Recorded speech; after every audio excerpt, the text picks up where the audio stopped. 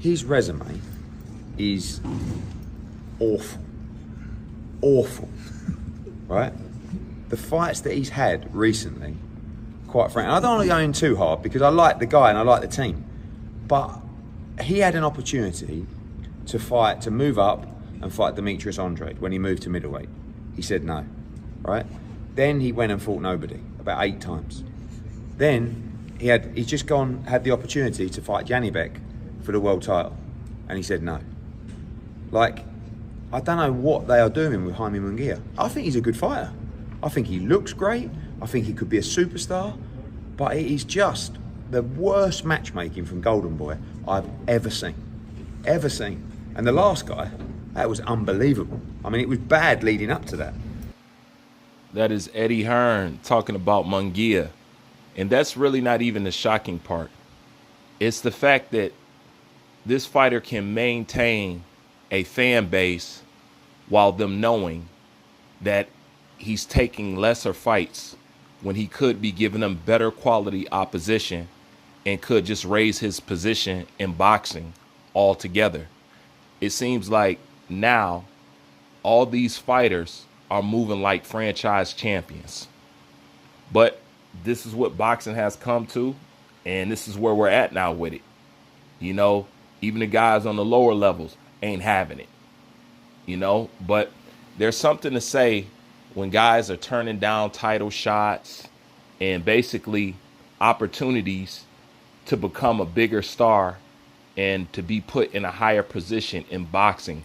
They're opting out of that and not choosing to take any tough fight or any fight that could cause them to lose or any fight that's just challenging or any fight where they're equally yoked. Because that's where all the good fights happen, when they're equally yoked, when you can't really pick who's going to win. It always turns out that's the one that give us the classic fights and the fights that we remember. And it's hard getting a guy prime for prime, skill for skill. That's just a hard thing to do. That's why when you think of boxing, you really got to look at this sport. It's not a sport. It's not a sport of competition. Like I said, this is a sport of spectacle. What it looks like.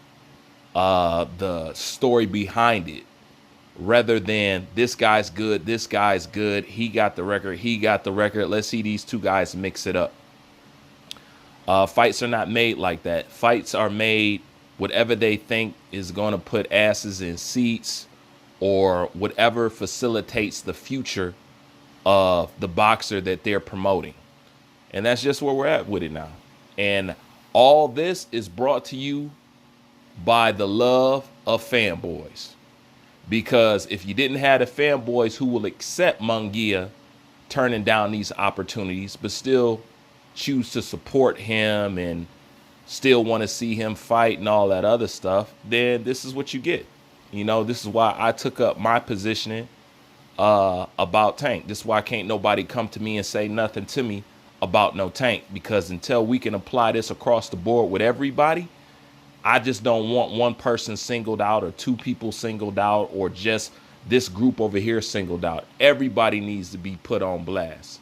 And that's something that I practice on this platform. I make sure I give everybody that equal work. I make sure if this person's doing it, if that person's doing it, regardless of if it's even a fighter that I favor, I still hold them to the same standard. And my body of work proves that. But like I said, it's hard to look forward to anything in boxing, especially when the guys is moving like Munguía. But that's my thoughts on this. Like, comment, subscribe. I'm out.